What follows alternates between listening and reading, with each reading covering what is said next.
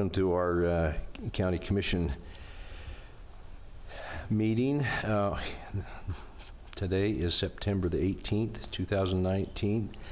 Would you please stand and join me in the Pledge of Allegiance? I pledge allegiance to the flag of the United States of America and to the republic for which it stands, one nation, under God, indivisible, with liberty and justice for all.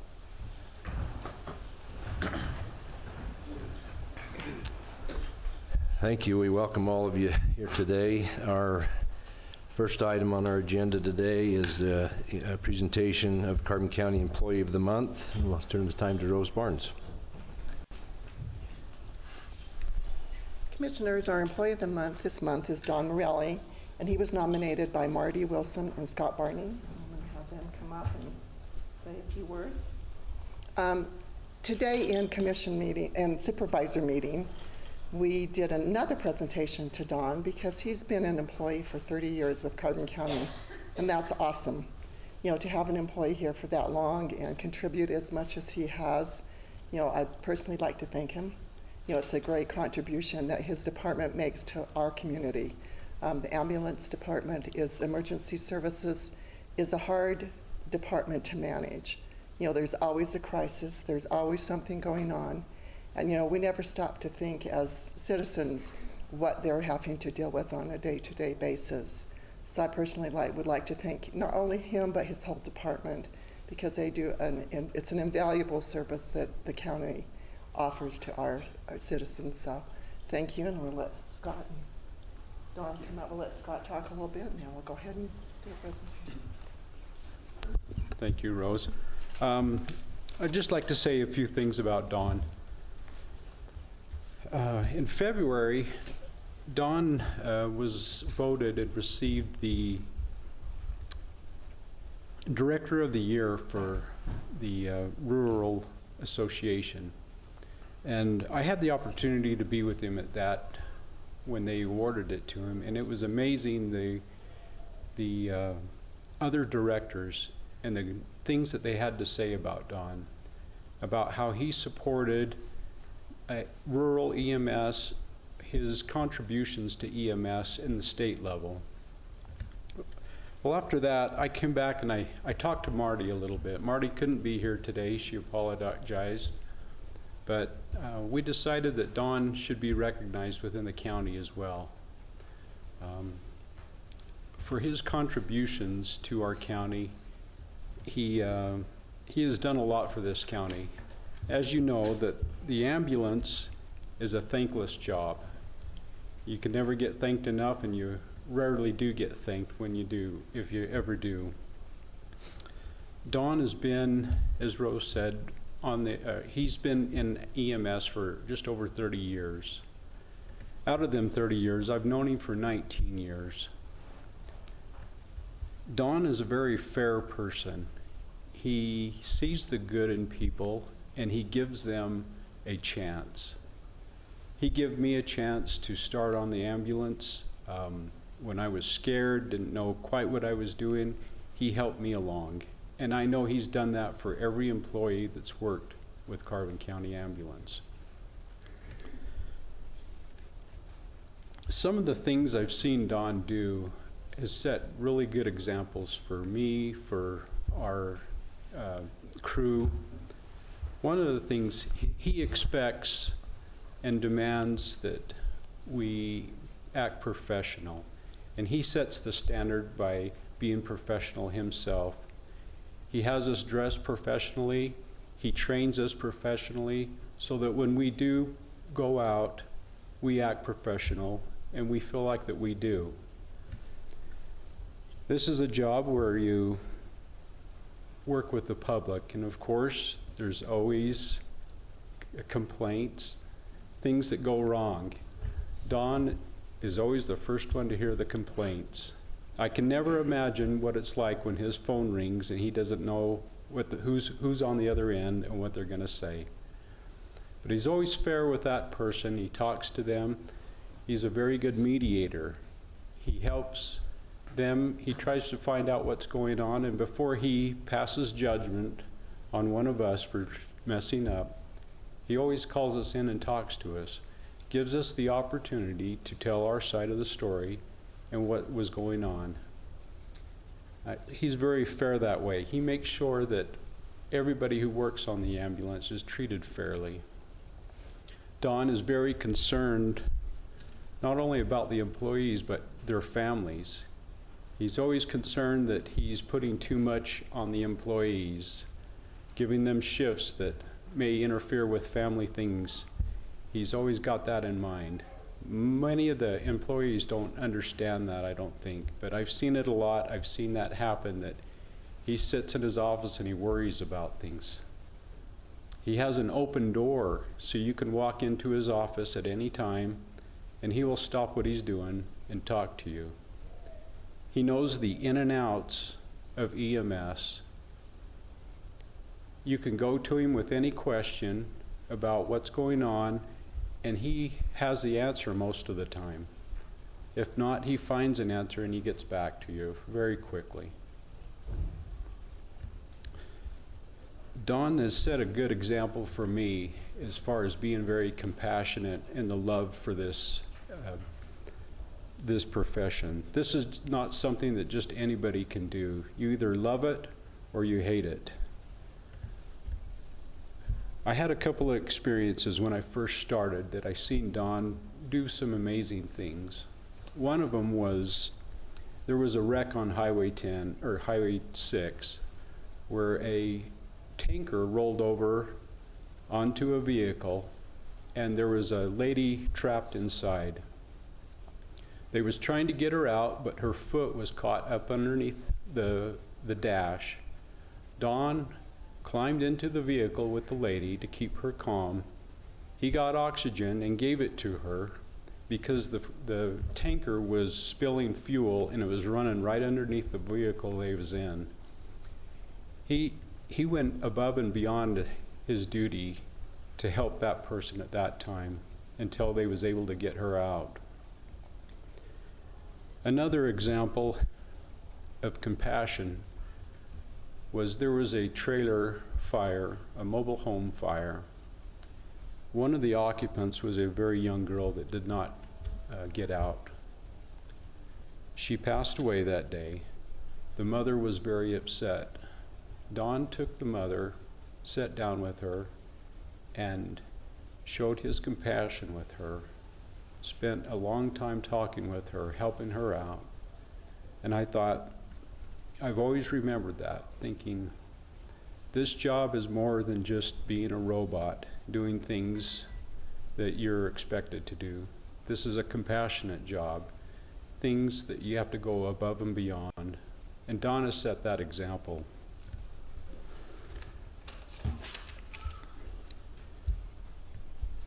I don't think that Don ever gets the recognition he needs for being a good example, a good leader, because he's always concerned about the employees and how they are doing. He always wants them to be better. I believe Don's theory is if he could get each one of us to be better than he was, then he will have accomplished his goal. I think that this recognition is just a small token to him and his family, because it takes the whole family, wife and family, to support somebody in this business. And I just want to tell Don thank you from me and also from the crew. I know each one of them is very thankful for the things that he does. Thank you, Don. Thank you.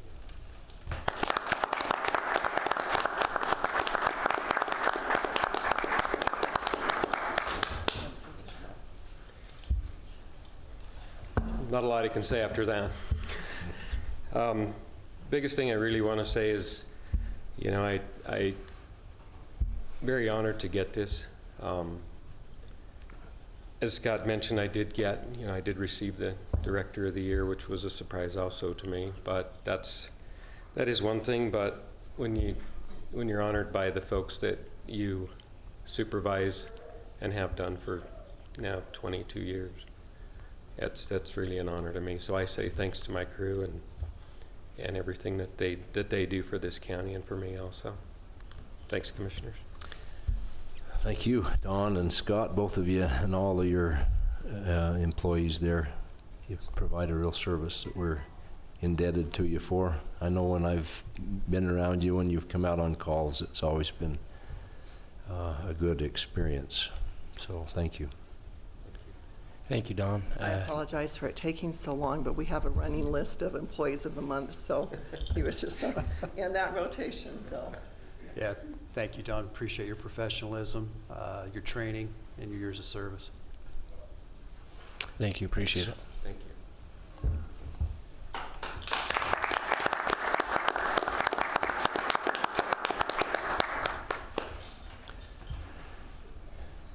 Next item on our agenda is approval of the minutes from our last meeting of August 21st, 2019. Commissioners, I saw no corrections. If anybody has corrections, I saw one, Lori, in the very beginning, there was an introduction for Larry Ellertson. Got his name spelled a little wrong. It's Ellertson.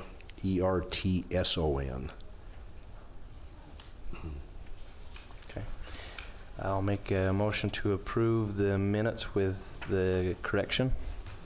I'll second that. Any further discussion? Motion carries. Item 3 is a consideration and possible approval of the Utah Bear Grant contract. Rita Vigor, our economic development specialist, can help us out with this one. I'll do my best.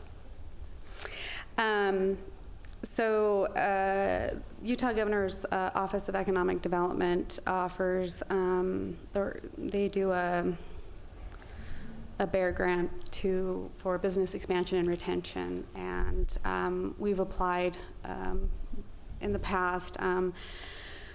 And basically what the grant is for is to help to move forward with enhance business expansion and retention in rural communities. And so I'm not sure if everyone's familiar with Stuart Clayson with the Utah Association of Counties and the work that he's doing with us.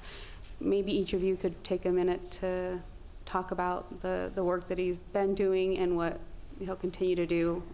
That will give a little bit background for what we're applying for. Do anybody want to? I guess I can start with Stuart. There's a lot of places you can go and talk about, but he's been very instrumental working with you, working with us, showing us basically how to connect with some of the folks up in Salt Lake, some of the procedures, policies, some of the committees that we've needed to talk to. I'll let Larry kind of explain one of the larger things that Stuart was able to help us land. And without his help, with his guidance, it was definitely a team effort, but he was instrumental in helping us find that victory. Yeah, he's an invaluable resource to us. He knows his way around and how to help us with tax incentives that would be crucial in helping bring businesses here to locate here, or tax incentives for a business to expand like Intermountain Electronics has agreed to do. So, helping us get through those hurdles has been tremendous. So I think the value of him is more than we're paying for. This grant will help pay part of what we pay the Utah Association of Counties for the services that he's providing for us.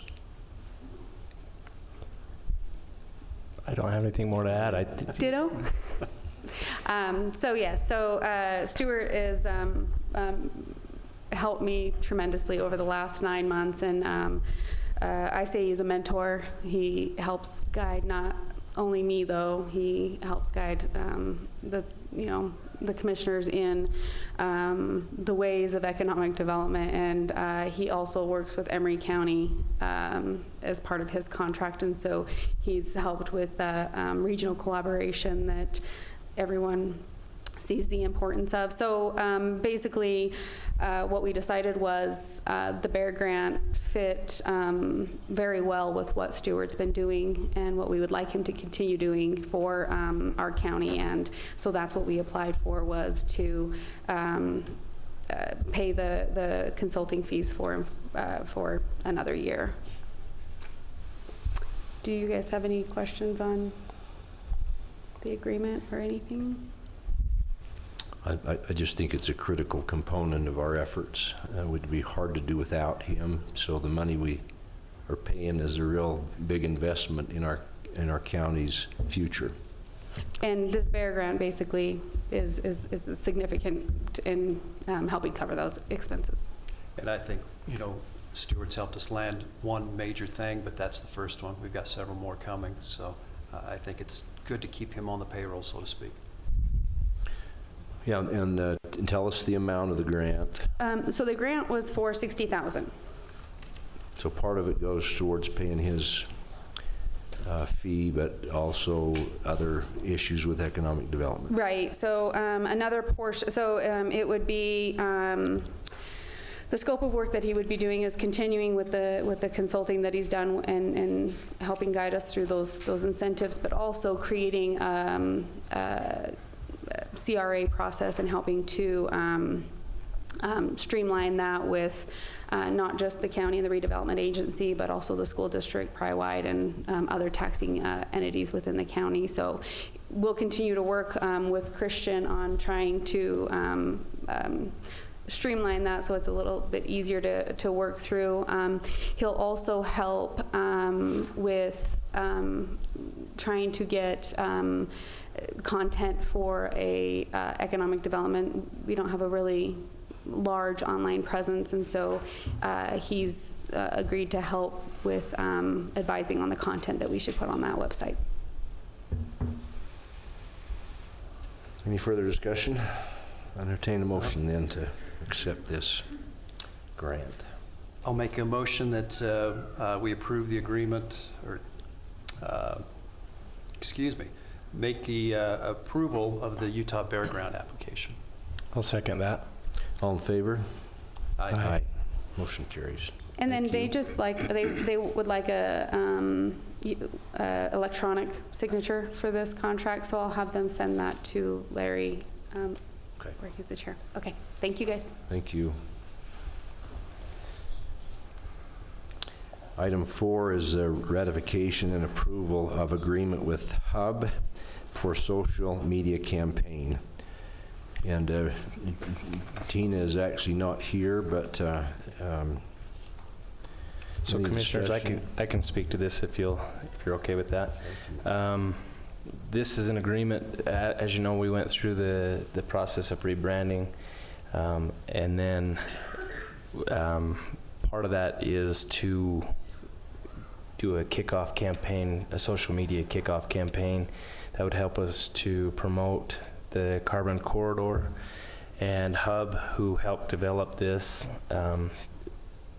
the amount that they've contracted with is below the procurement amount, so we were able to use them. They're familiar with the brand, and they're excited about promoting the brand and kicking it off. So this will be an intense 4-month social media campaign. And because of the timelines, this is a ratification, so it was already signed and approved, and we're moving forward with that process. But it still needs formal approval. any other discussion or questions? No, I have none. So I'll now make a motion on to ratify the approval agreement for the Hub social media campaign. I'll second that. All in favor? Aye. Aye. Motion carries. Item 5 is a request for purchase of property from Carbon County, tax parcel number 1A-0624 in Helper City, by Deborah Jones. So, come on up. Okay. If you have any questions. This property sits up off the ground. It's about 12 to 15 feet higher than the road, so the only access would be up my driveway. It's a narrow lot. I believe it's 25 by 75 or 100. I'm not sure. I sent the information to you folks. But so it originally, according to Raymond, who was the prior owner of those properties, was supposed to be a right-of-way so that they could grade from the main road to the lot that sits behind mine where I put my playground. That land is absolutely no good to anybody. It's not a legal building lot. It just sits there. And we're hoping to fence out the night drive-by people. We don't want to fence around it. We'd just like to fence right through it, add that to our property. If you guys would be willing to sell it to us, I don't know anybody else that it'd be any good to. I think it's important to note for the record that the property, that the Joneses are the adjoining property owners on all sides of the property except to the public road itself, which apparently it can't be accessed from. So there's nobody else that whose property this touches other than the Joneses. And I know you know that, Commissioners, but I think that needs to be on the record to indicate that there's really nobody else, it looks like, that would benefit from owning this property. It's much too small for a building lot. Right, it's 25 feet wide. So the properties, there was a main ditch that come through that property for many, many years. It's never been accessible. But we would like to utilize it and use it. We're willing to buy, so we've done some checking on values. I talked to some real estate agents that said it really, there's no way that they could even sell it. They'd think $500-600, and I don't know for sure what the actual figure was that you guys come up with, but it's worth something to us. So we had Julie look up what the value of that property would be, and the value that she came up was $630. She valued it as bare ground because it's not a building lot. But that was the number that she came up with. I know you, in your letter to us, there was a discussion of between 500 and 1,000. Yeah, So I'm good with any of it. I just want to fence it in. And if you'd like a copy of what Julie did, you can have this as well. No, I'm fine with that, Casey. Thank you. Yeah, I have no comment. I think it's good that you're able to get that piece of property and not have to have that hanging over. So, yeah, I'm all in favor for this. So. Cool. I think it's a good thing for the county to have John Jones pay taxes on it. I've been using it for free. I'll make a motion to approve the sale of parcel 1A-0624 in Helper to John and Deborah Jones for the amount of $630. I'll second that. All in favor? Aye. Thank you. When do you want the check? Thank you. Should I just give it to Chris? I've got a deed ready for you right now if you've got a I'll check. bring you in the check. Okay. Thank you, you guys. Thank you. Thank you. John. Appreciate it. Appreciate Thanks you. for all you're doing. Thank you. Item 6 is a consideration and possible approval of a recommendation from Carbon County Planning Commission to adopt Ordinance 520, changing the Carbon County zoning district map from R1 or R-1-20K to I-1 on parcels 2-1594 and parcel 2-1589-1. And Commissioners, this has already been in front of the Planning Commission. A public hearing was held on this very item. As far as I'm aware, there were no comments made by the public, and so the public has had a chance to weigh in on this.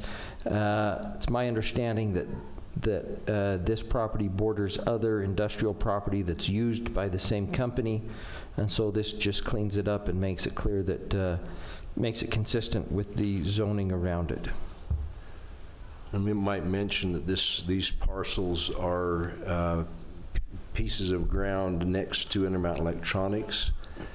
They purchased the homes to the north of them and intend to do the expansion of their facility into these parcels of property that were purchased. So it's a with no public comment in that meeting. It appears like there's no objection to doing this. So, any other discussion? I don't have any. I think we're good. Nope, I don't either. May I have a motion to, I'll go ahead and make a motion for the approval of the recommendation of the Carbon County Planning Commission to adopt Ordinance 520, changing the Carbon County zoning district map from R1 2K to 1, is that I1? I-1. I1 on parcel 2-1594 and 2-159-89-1. I'll second that. all in favor? Aye. Aye. Motion carries. Thank you. Item number 7 is consideration and a possible approval of a recommendation from the Carbon County Planning Commission to adopt Ordinance 521, amending the county planning department fees. You want to add to that one, Christian? Sure, Commissioners.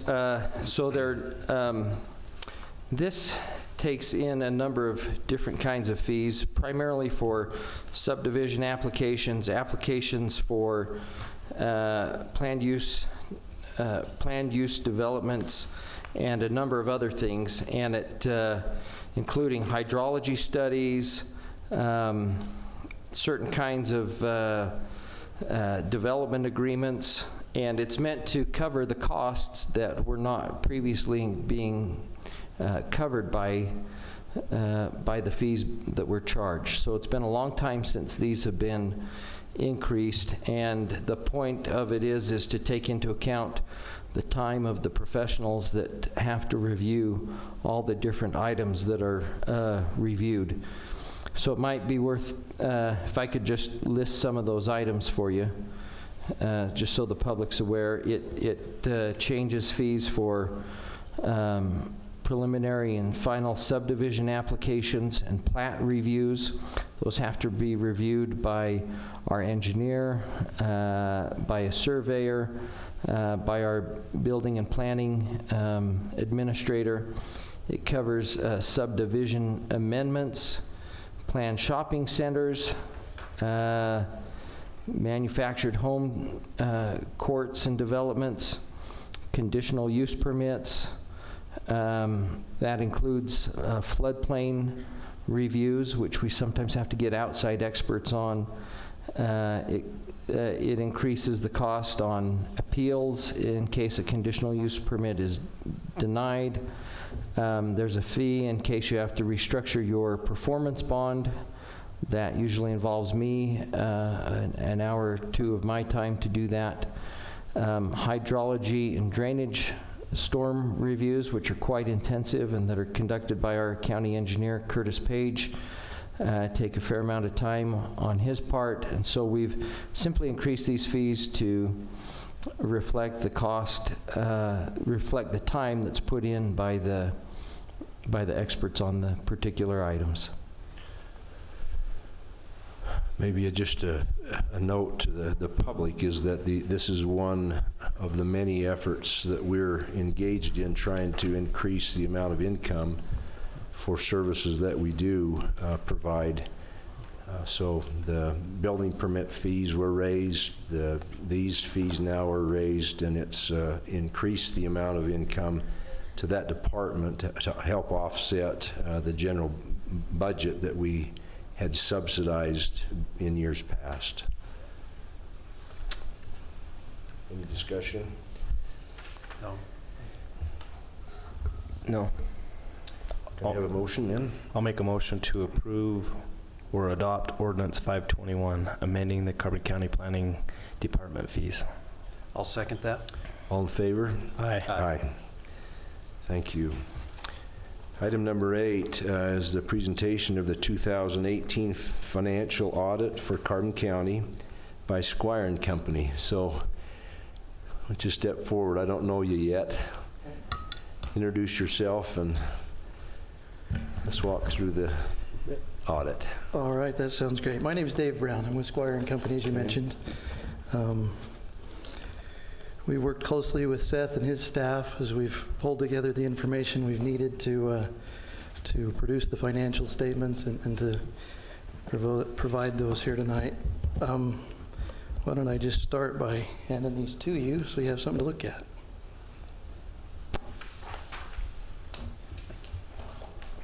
Thank you. Thank you.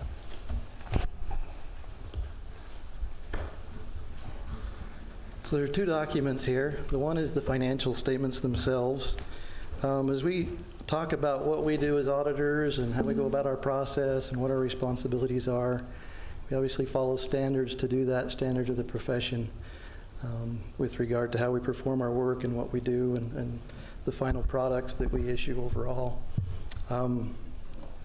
First and foremost, our responsibility is to audit the financial statements and issue our opinion on those financial statements, which that opinion is included in the financial statements themselves. I believe it's on page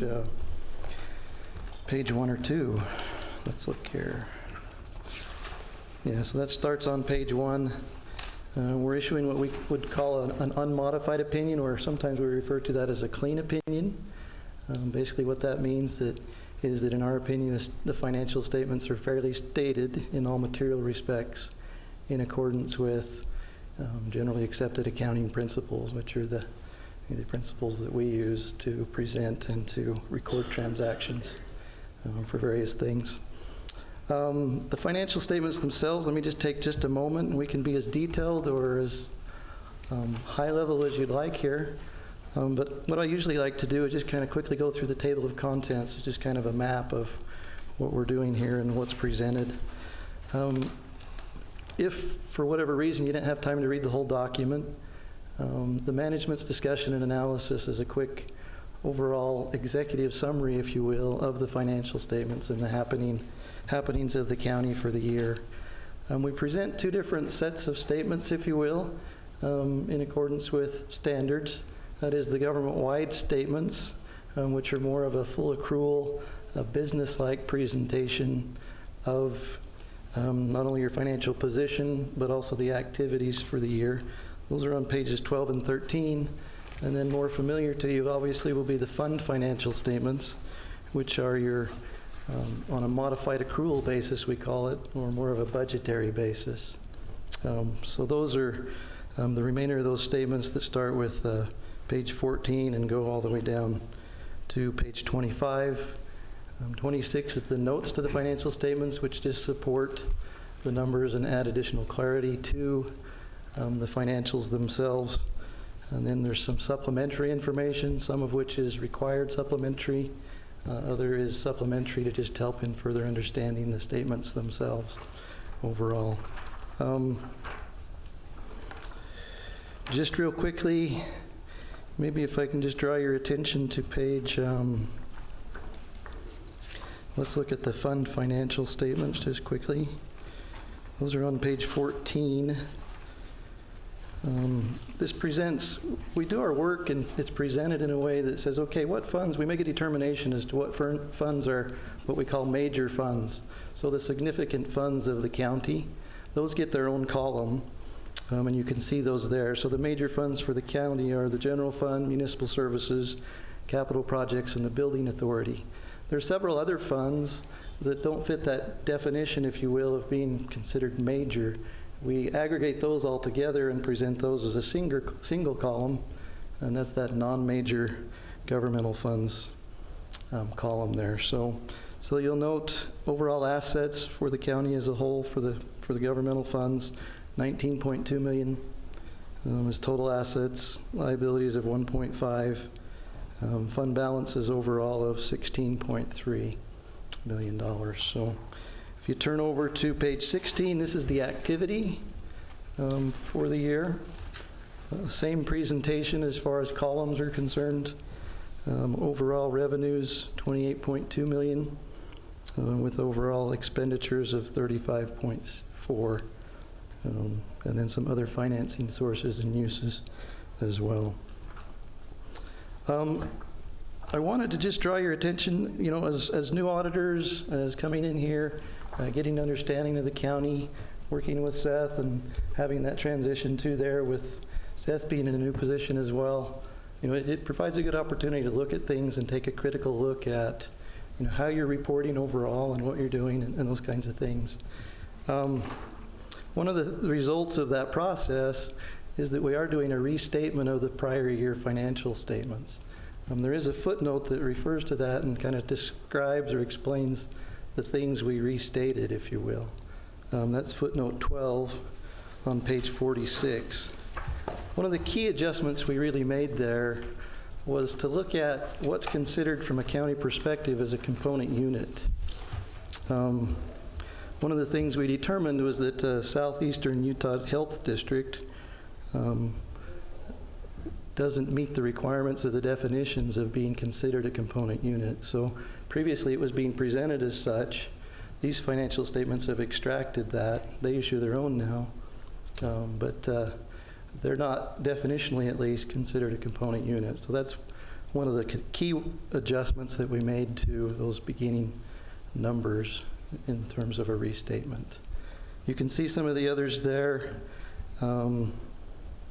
Over in the building authority, we made an adjustment to record bond proceeds from bonds that were issued in prior years.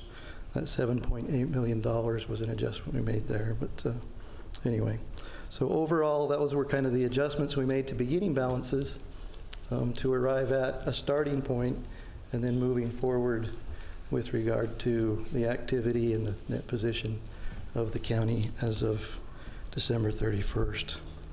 Any questions on any of that? I don't have any. Okay. The second document I have is our reporting package specific to the other audits that we perform as part of doing our jobs. Because you're a government, because you receive federal funding, and you receive some state funding as well, you're subject to a couple other sets of rules or audit requirements, if you will. You're subject to a federal audit as well as a state audit. The federal audit's the single audit. What we do there is select major programs, looking at the expenditures you've had for the period, and determine which programs should be major, and therefore we test. We tested what's indicated here, which is your watershed grant. And that's indicated, let me find that real quick for you.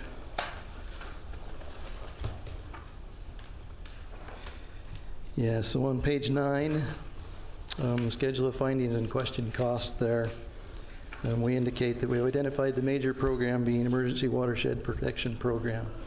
What we do in terms of testing that is we follow what's called uniform guidance specifically, but also the compliance supplement, which is another part of that document. What that does is guide our audit procedures and the things we look at. They list several criteria, different areas, allowability of costs as an example, or eligibility if there were eligibility requirements, things where you do specific things, they've categorized those.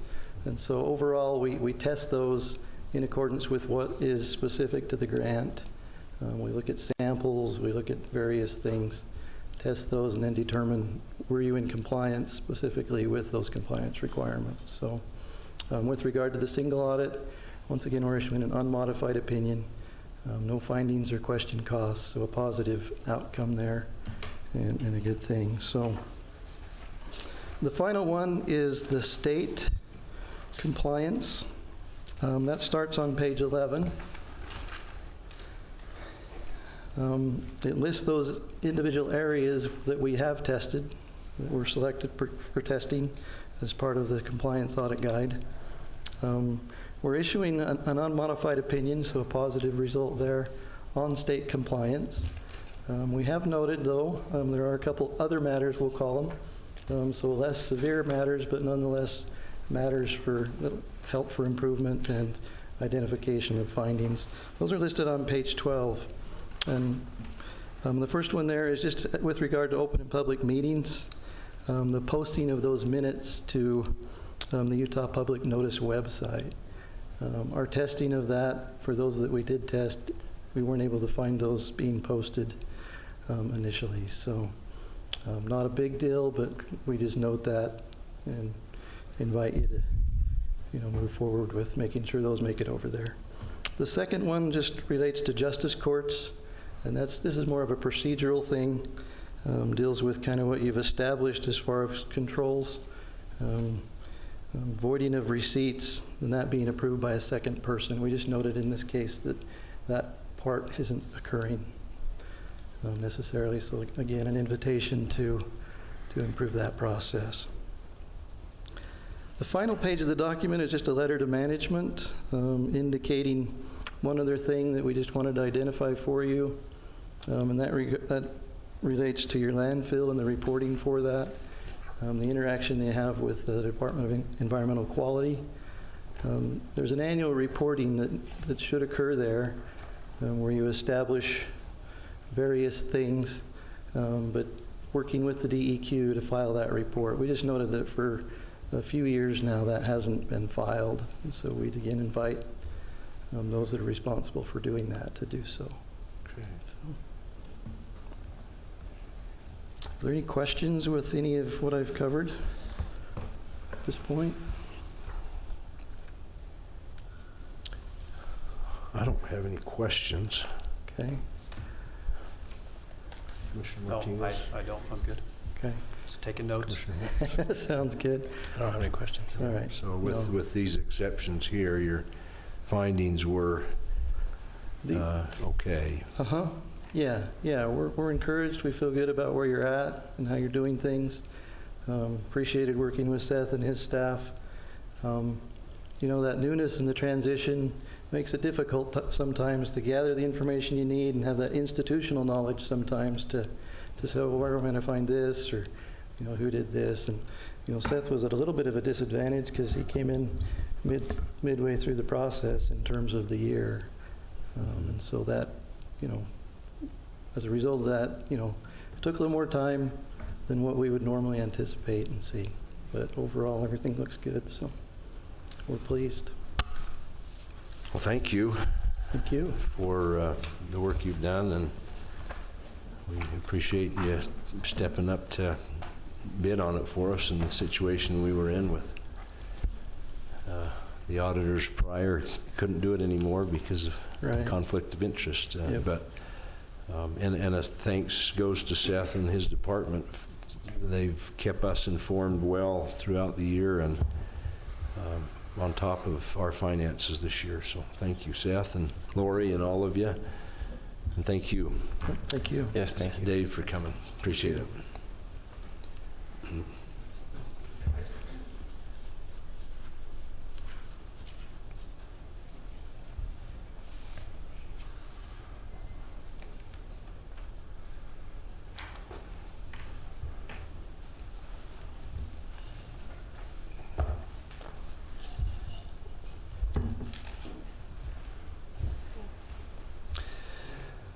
See, let's move to item 9, review and possible ratification of participation agreement for NACO grant. And that's the National Association of Counties. Rita, one more time.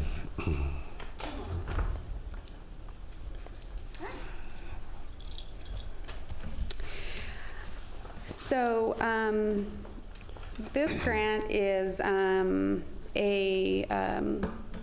there's no money involved from either NACO or from the county. Basically, what they're providing is professional consulting with local elected officials and other entities within a community to address housing and health and rural communities. We submitted the grant application.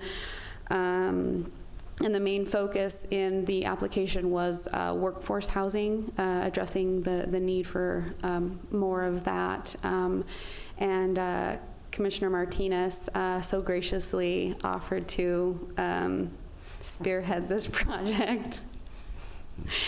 Was forced into? By an unnamed source, but they mentioned in the call that we had with them that they were very intrigued by the fact that we were looking for the workforce housing. That was not something that they saw in any other application, and that's what made ours stand out. They selected 12 teams across the nation. 14 counties are involved. A few of them had a regional consortium application, and they will basically ask us what we want to do in the area of housing, and align us with the individuals who can help us to plan for that. The team members are, our team leader is Commissioner Tony Martinez, and we have Stuart Clayson with the Utah Association of Counties, Barbara Fawcett with the Southeastern Utah Association of Local Governments, Shelley Ness with the Health Department, and myself, Jade Powell, and anyone else who wants to help will help in the back. Oh, and then, sorry, our Planning and Zoning Director, Todd Thorne. Can't forget him. He's the most important, according to him.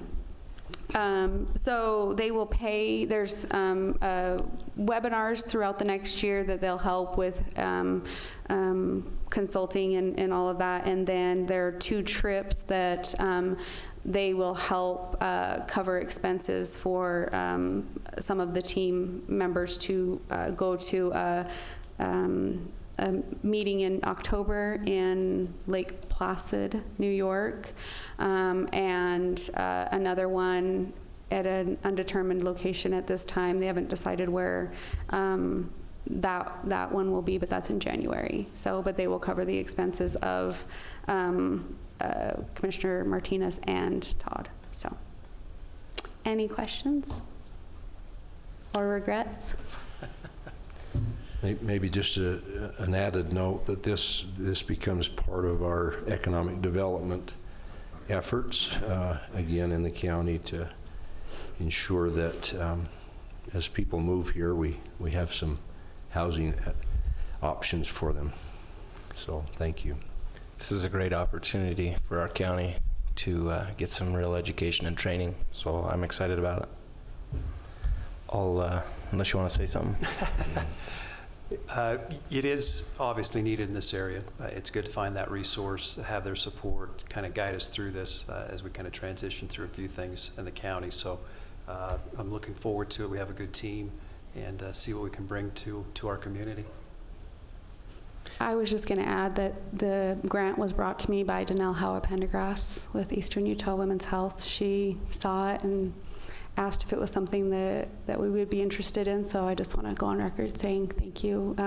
We appreciate when the community bring these type of things forward, because we can't see them all. So, With that, I'll make a motion to approve the ratification of the NACO grant. I'll second that. All in favor? Aye. Aye. Okay, Rita, next one is yours too. We're going to, we need to convene as a Carbon County Redevelopment Agency. Do we have to do anything other than go into? Make a motion. Okay, so we're gonna, I need a motion to convene the Carbon County Redevelopment Agency to go in to that at 5/20/18, I guess it is, 5/18. Okay, I'll make a motion that we convene as the Carbon County Redevelopment Agency at 5/18. I'll second that. All in favor? Aye. Aye. Okay. So I'm here to ask for ask you as the redevelopment agency to approve a resolution to designate the Graphite Solar Project survey area. Basically, this authorizes myself and Mr. Clayson to prepare a draft community reinvestment project area plan and budget, and all necessary action in addition to those. I was going to have Jim speak a little bit to his project, and then we can, if you have any more questions for me on the survey area. Okay. Thank you. Jim Schnaple with R Plus Energies out of Salt Lake City. We're the developers for Graphite Solar. We're a renewable energy developer. We focus on solar, wind, and pump storage hydro projects throughout the United States. Graphite Solar is an 80 megawatt AC solar photovoltaic generation facility proposed. It'd be on 667 acres located in the county. Those are privately owned, and it's just north of Wellington, about a quarter mile north of Highway 6. It'd connect to the Mathington substation, which is owned by Rocky Mountain Power. That's where we'd deliver the power. It's about 1.5 miles from the project area. Last week, the Planning Commission approved the conditional use permit.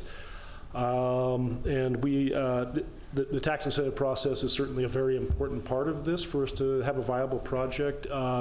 Despite being rather large, these projects live and die on very tight margins, and we are competing with other solar projects that want to sell power to the utility that come from within the state and also some of the neighboring states. So it's a crucial part of this process for us to build this project. Any questions for Jim? No, we appreciate your interest in our community. We know hopefully more that you'll be able to support and kind of spread your love, so to speak, for this community. We entertain your business, your interest, and want to help you succeed. Thank you. Yeah, the last work on this project has really opened my eyes up to price in this greater area. It's an area I didn't fully appreciate before, being from Salt Lake. So you guys have a great community here. I've met a lot of great people. The only thing I would say is that this is a good project to help broaden the tax base and help alleviate some of the burden on the rest of the citizens. Although receiving a tax incentive, it still broadens the base and helps alleviate some of the tax burden. So thank you for your interest. Can I add just one thing really quick? Rena? So Commissioner Hopes brings up the point as to why I'm here asking us to consider this. The project would have some full-time employees, but the more significant effect is the increase in value that the current property has now, and what it will have when the solar project is complete is significant in value, and would provide extra funding to the county and all other taxing entities, including our school district, that if not for the project would not come in. The other thing that I see value is this just diversifies our community and just adds one more thing that we can add to our portfolio in what sets our county apart from others. Okay. I'll make a motion to approve Resolution 2019-02 RDA. I'll second. All in favor? Aye. Motion Thank you. carries. Thank you. I'll make a motion to reconvene as the Board of Commissioners. I'll second. We're coming out of this session at 5:22. All in favor? Aye. Aye. Thank you. Item 12, review and possible approval of the 2019 State Homeland Security Project, SHSP grant funds. Whitney. Good afternoon, Commissioners. Thank you. This will be very brief. We applied and were awarded the State Homeland Security Project grant in the amount of $238,077. This is a grant that is split regionally. We split it with Emory County. So Carbon County's portion is $128,000, roughly $200,000. This has already been pre-allocated as to how we're going to spend it. It mainly goes towards funding our hazmat teams, our SWAT teams, tactical teams. It's a 100% grant, so we are just looking for your approval to accept the money. We might have to think about that one for a while. I'll go ahead and make a motion that we approve the 2019 Homeland Security Project, the SHSP grant. I'll second that. All in favor? Aye. Aye. Thank you. Thank you, Whitney. Thank you. I'll stick up here for the next Okay, one we as got well. one more, don't we? So item 13 is review and possible approval of the 2019 Emergency Management Performance Grant. So like the other one, we applied for this and were awarded, in this grant, we were awarded $43,600. This is a 50-50 grant, so Carbon County is responsible for 50% of this. This mainly goes towards funding our emergency management program. Our emergency manager himself, his wages, my wages, etc. So again, we're just looking for your approval of the funding. Any questions or discussion? I have none.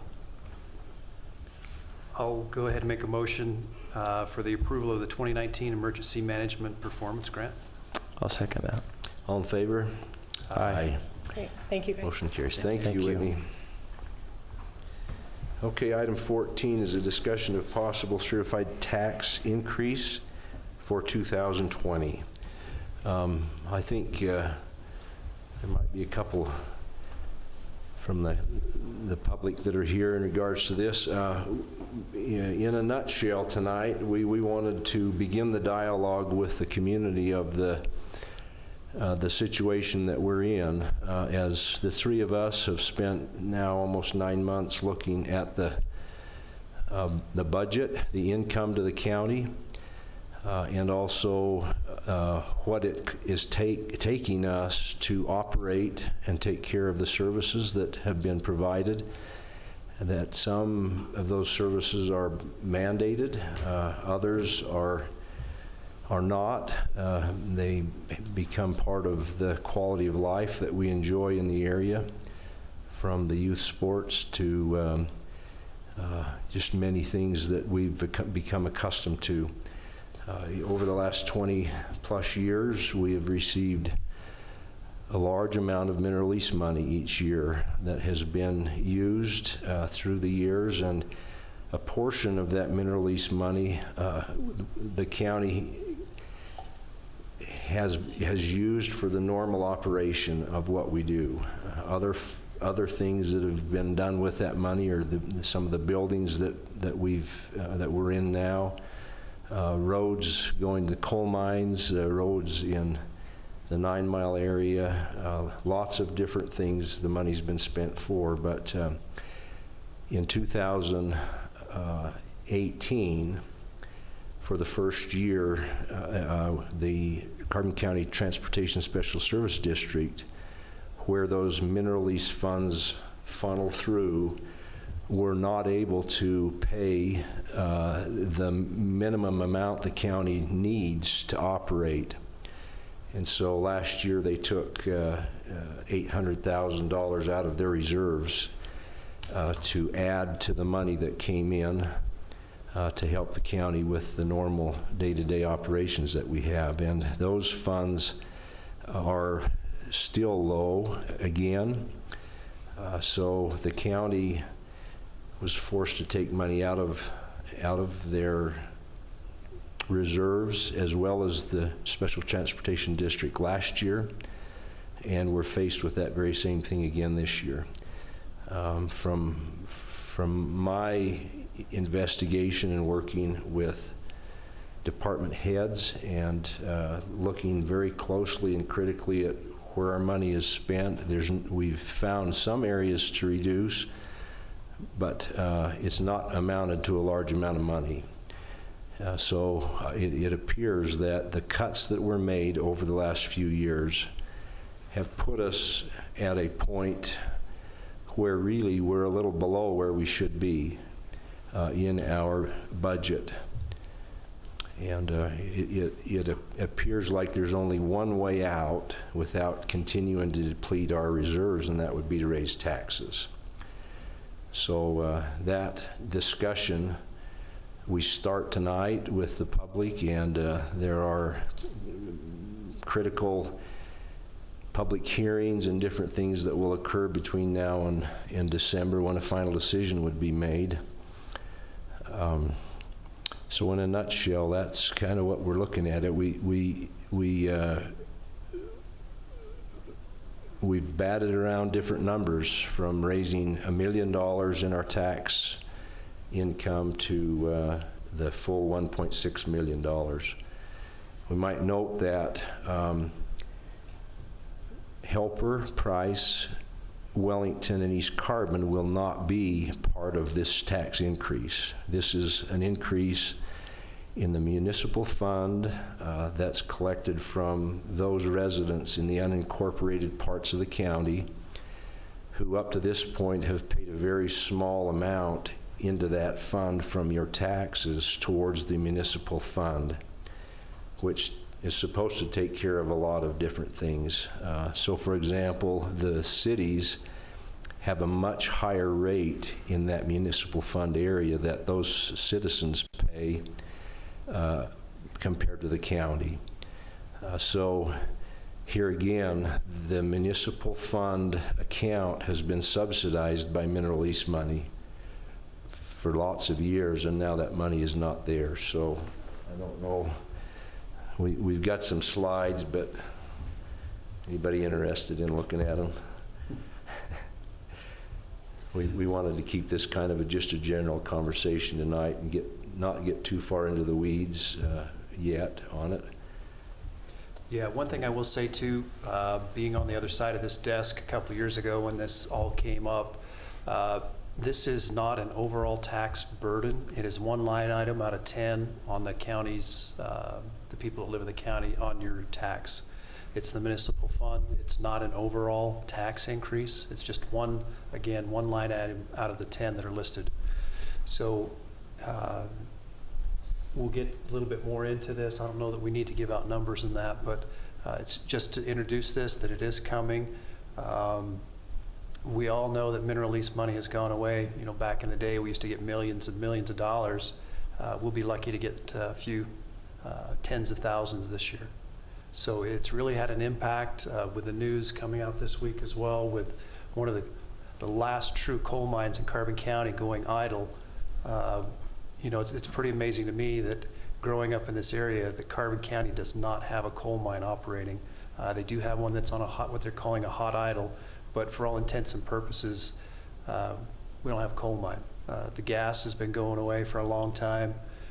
We know that. So these are the true realities that we're dealing with. I think anybody that's in tune with what's been going on knows that this is coming and should have came a few years ago. It's definitely needed.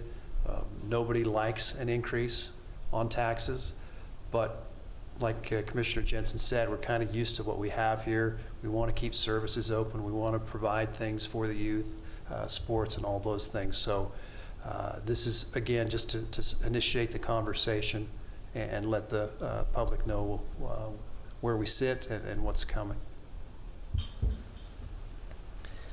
Having gone through the past one and now looking at another possible, or at a possible increase, the last one never did pass because of some unsecurity about the numbers. I think we're in a much better situation of knowing where we're at and knowing what direction we're heading. It's been a helpful process for me also to have Commissioner Martinez and Commissioner Jensen, as we've looked at budgets and looked at departments, to see a different perspective of what's happening in each of those departments, in all of the departments, and coming to the realization that in many of our departments we're shorthanded and doing the same amount of work as before with less people. Some of the cuts have been significant, but this will help us moving forward to become more stable to the point to where we can start managing for things that maintenance issues that we've been putting off in hopes to get an idea of where we're at, making sure that we can be a functional government for the foreseeable future, and that's been a good process. So my hat's off to these two for prodding me in and going forward with this. We've had discussions of when is the proper time to do this, and I agree, we shouldn't put it off because it only makes the problem worse if we put it off any longer. Yeah, I think our reserves, Seth, right now, the county as well as the Special Service District is about $8 million. Yeah, I can't speak for the Special Service District, I'm not sure, but yeah, for us, we're 4 million or so. I think they were about 3.2 last year. Is that what you remember? Yeah. So we, you know, if we chip away $1 million a year or $1.8 million a year at those reserves, it won't be very long and they'll be gone.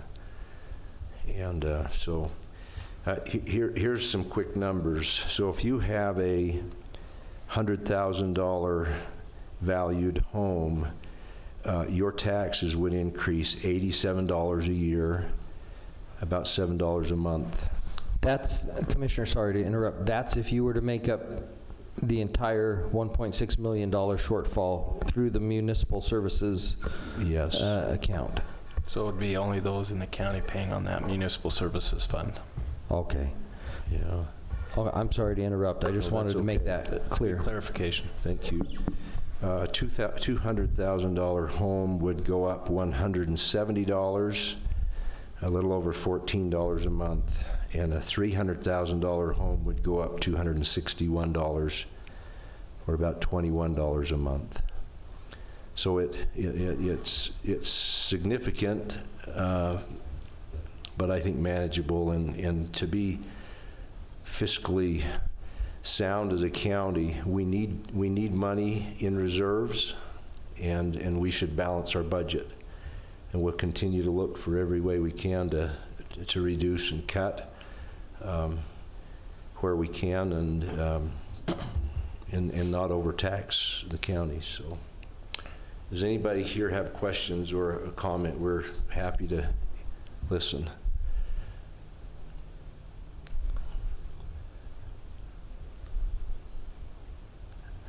Go ahead. Please come to the mic and state your name, just for the record. Russell Seeley. Can I just ask what the process is moving forward as far as public hearings, dates, votes, and things like that? Yes. Christian, could you review that? Sure. So if, commissioners, if you decide that this is where you want to go, you have to next have a separate item on the agenda 14 days prior to the date of the municipal general election coming up this year. That separate item in 14 days has to give notice that you intend, it's called a statement of intent, basically. You have to give notice that you intend to levy a tax rate that exceeds the calendar year's, that exceeds this year's certified tax rate. So you have to give that, put that on as a separate item, and then at the meeting you have to indicate the amount that would be raised by the increase in the tax rate and the percentage in the and the percentage of the ad valorem tax revenue for your entity. In other words, for the county, that would be increased by. Then, after you've done that, you also have to you have to hold a public hearing. That public hearing has to be held in conjunction with the county's general budget public hearing. And it has to be advertised once each week for the 2 weeks before the public hearing. You also have to mail out a notice of the proposed tax increase I believe it's 7 days before the public hearing as well, to anybody who might be affected by that tax. And then you have the public hearing, and the public hearing on the proposed tax increase, again, is to be held in conjunction with the public hearing on the 2020 budget generally. So to summarize, first you need to do you need to have at a public meeting, you have to declare your intent to raise the tax, and you have to indicate the amount by which you intend to raise that tax. You don't have to declare that on the agenda, but you do have to declare it at that meeting. And you have to do that 14 days before the general election. So you'd have to do it prior to October 22nd. So once you've done that, declared your intent to raise the tax rate, then you have to start putting out notices for the public hearing. And again, that public hearing would be done in conjunction with the budget process. Also, that public hearing has to be held after 6 p.m. as well. And then you can make a final decision based in conjunction with the final decision on your 2020 budget. So I'll be working with you on that, but there will be plenty of notice that will go out. The notice will have to be mailed to individuals. It'll be put on the public notice website. It will also have to be advertised in the local newspaper. Any other questions about that? And then, so would the new tax start 2020? Yes, it would be for 2020. So this, all of these public meetings, and that's on the agenda, is to get this taken care of before the end of the year when the budget's approved. Right. So we're kind of Crunch time. setting those dates in October, November, so that by mid-December a final decision could be made, probably in the meeting, our regular meeting, the middle of December. Okay, thank you very much. So you won't see it until your next year's tax notices that go out next August? Thank you. Any other questions? Well, when you say you wouldn't see it, it wouldn't be finalized and binding until then, but they will, everybody will know what the proposed Correct. rate is before it's approved. Correct. They won't see it on their tax notice until then. Right. For your taxes that will be due next November. So that is a little confusing. I mean, even for me in my head, took a while to make sense. So this fall, in November, nothing changes. Whatever's been sent to you now, and there will be one more tax notice sent out that you'll actually use as your invoice, basically, to make the payment to the county for your taxes. They have to be made by, when are those due, Seth? November something? Yeah, generally November 30th. Okay. Okay. So the next item then would be to set a date, time, and place for the first public hearing on the 2020 budget. So two different items. We'll have the same thing happen in the same night, but the budget will need to be adopted, and we need to set a date for that. That's correct, Commissioners. There's a specific statute that says that the taxing entity must give notice to the legislative body of the county as to when the first public hearing on the tax or when the first public hearing for the 2020 budget will be. Since you are both of those entities, you're in essence giving notice to yourself, but by putting it on this meeting as an agenda item, we can show that we've given notice to the legislative body as to when the public hearing, the first public hearing on the budget will be. Okay, and Christian has worked with us on these critical dates. So he's given us a date of November 20th. Is that correct? Correct, Commissioners. What that does is it allows, Seth has to file with you the tentative budget by November 1st, and then you have to adopt that tentative budget at a regular or special meeting. So your opportunity to do that would be November 6th. The tentative budget then has to be available for public inspection for at least 10 days prior to the public hearing. So if after you approve it, we make it available to the public on November 7th, and you decide to hold the public hearing on November 20th, that will be more than 10 days for the public to be able to inspect that. It also allows us to publish notice of the public hearing 7 days prior to the actual public hearing. And then also, if you decide to go forward, you're not making the decision tonight to go forward on the taxes. I just want that to be clear. This was just a discussion. The decision to go forward with the truth and taxation process will have to be made at that hearing, at a hearing 14 days prior to November 5th. But if you decide to go forward to that, then you have to give you have to publish twice the notice of intent to do the taxation. So I'm contemplating that you'll publish the notice of intent to increase the tax rate and the notice, or the notice of the public hearing for the increased tax rate and the notice of the public hearing for the budget, which will be at the same meeting. I'm anticipating you'll want to do that twice. And that would be November 6th and November 13th. And then you could hold the public hearing on the budget on November 20th. So I guess my only thought was whether Seth had any concerns with that scheduling. No, I don't. We've discussed some of these dates prior to this meeting, so. Okay. With that. Okay. So any other questions? If not, I'll entertain a motion to set that date. I'll make that motion to set the adoption of the tentative budget on November 6th, the public hearing, the first public hearing on November, what was that? 20th. Perfect. And then do I need to, the final one? Because that one No. is any meeting after that. Anytime after you've had the public hearing, you can decide to adopt the budget. So if you decide to consider it at another meeting or two, you've got time to do that. So I wouldn't recommend you set a date to do Okay. that. So those are the 2 dates.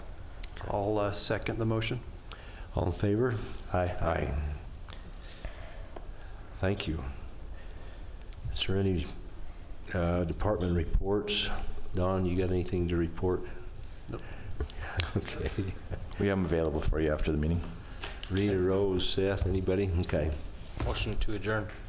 I'll second. We're adjourned. Thank you for coming tonight.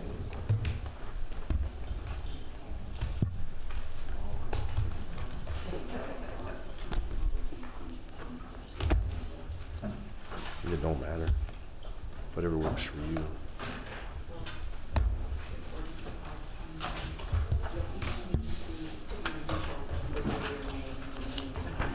Okay.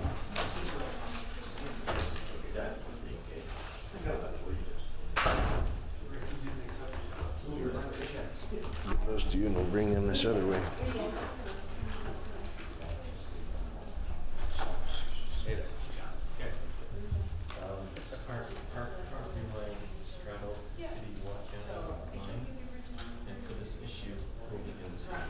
Okay. I don't know, are you 60-40 in the county or in the city? It just depends on the issue. It's exactly 50-50. Depends on exactly. Depends on how we're feeling. We're feeling really crazy. In reality, we're still over, in the city, municipal services fund. You actually see one in the city. Thanks again. Thank you very much. Appreciate it. So, right, it is different that way, but.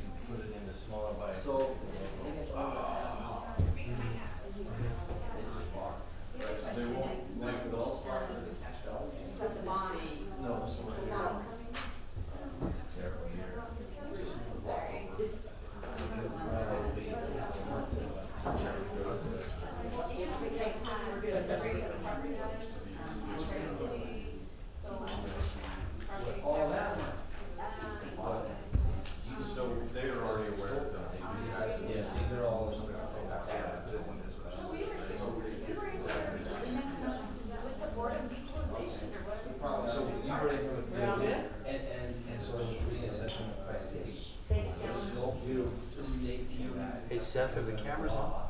That says you have to be, that specifies you 95